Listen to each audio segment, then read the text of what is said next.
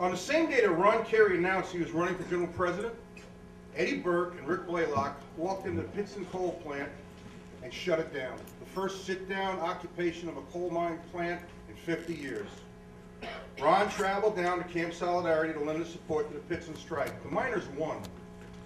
Figuring Eddie Burke was probably bored by now and looking for a new challenge, Ron asked Eddie to be his campaign manager. And as they say, the rest is history. Ladies and gentlemen, Eddie Burke.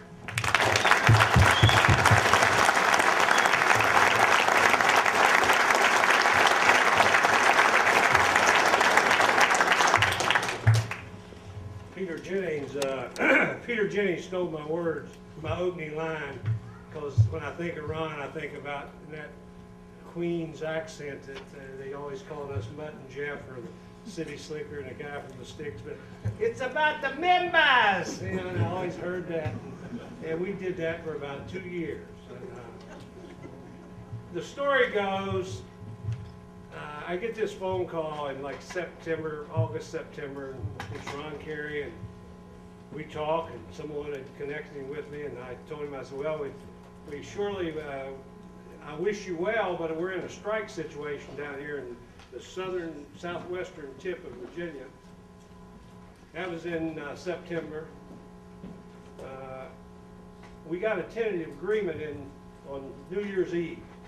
And he called about 5 days later and said, congratulations on your contract. I got you a ticket, come to New York. So the funny part was we thought we knew each other, but we really didn't. And I told him I was wearing a green suit, and he told me he was driving a Jimmy, I think. Gray Jimmy or red. So it was almost, we knew it was a good match, because when he pulled in at LaGuardia to get me, I shook his hand and I krilled it. I was looking for the pinky, and he said, don't wear them. I said, neither do I. That was our opening salvo, and that was Ron Carey.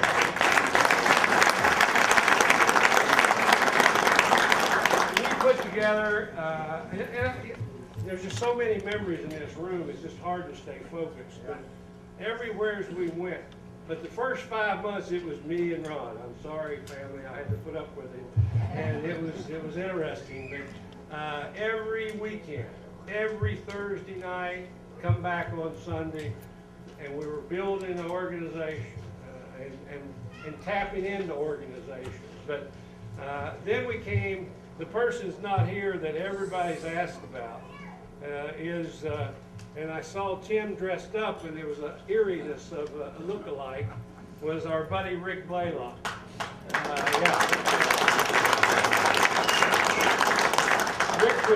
Rick was with me at the Pittston strike, and he was bored, and he came. We worked up a job description on the back of an envelope, and it said, "Keep candidate alive for the next 2 years." That was his job. And the two of them became Oscar and Felix of the campaign. They never left each other's side.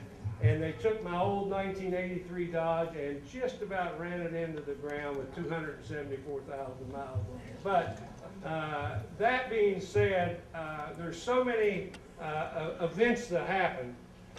What I think it was like what Pat and Tim were alluding to was he would call it the way it was. I mean, when we got ready to do the first big major piece of literature, we got live pigs and put in the dollar bills and had them rooting up dollar bills about your union dues. And we took it to another level in a campaign that got their attention. But the interesting part about the convention, that we went there with one mission. I think we needed to have 270 delegates or something like that to get nominated. We wanted to come out of there with, we wanted to go in there with 272. Our goals were intact. We wanted to get nominated because we knew that to win, it was not at a convention with 2,000 some delegates against our 300 some odd delegates. So the campaign that we ran was your campaign. It was Ron's insistence that this is the members' campaign. And we started out, the first mailing that we ran a campaign out of a foyer area of an old house built around the turn of the century. I had 2 8-foot Formica boards that I would just roll from one end to the other, to the fax machine, to the computer in Charleston, West Virginia. And the first mailing we did was to 67 people. And it was based on a collection of names and addresses that we had received on our previous trips. And we said, what are we going to call them? I said, they're coordinators. And by the time we finished that campaign, we had well over 1,000 coordinators. And everybody would come up when we would get together and say, I'm the coordinator for so-and-so, and I'm the coordinator for so-and-so, and I'm the coordinator. And that's exactly what we did. And there's that one saying that always comes out that a winner has many fathers and a loser is an orphan child, or some other crude way of saying it. I will tell you that our campaign was designed to where we did have many winners.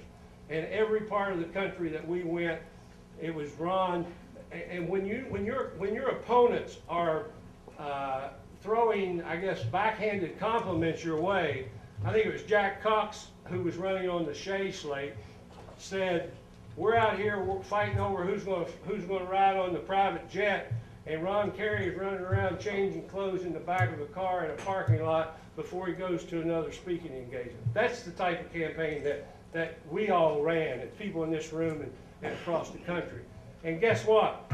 We changed the labor movement. We really did. We did it. Everybody here and everybody that was involved in that, regardless, we did it all. We were outspent, probably in reported funds. We were outspent 3-to-1.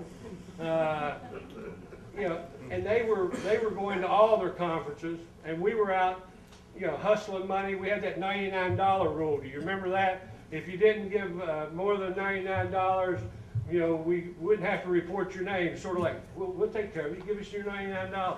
We had a Halloween party where in Washington, D.C., a fundraiser, $99 special. And I knew we were close because R.V. Durham's campaign chairman, who was a big dog, state-fed person, was sitting outside our hotel, hunkered down in a car, watching to see how many people came and went. I knew we had something in. So, again, we got lots of memories. You clearly were part of history, and Ron Carey was probably one of the bravest people I've ever been around. See you later.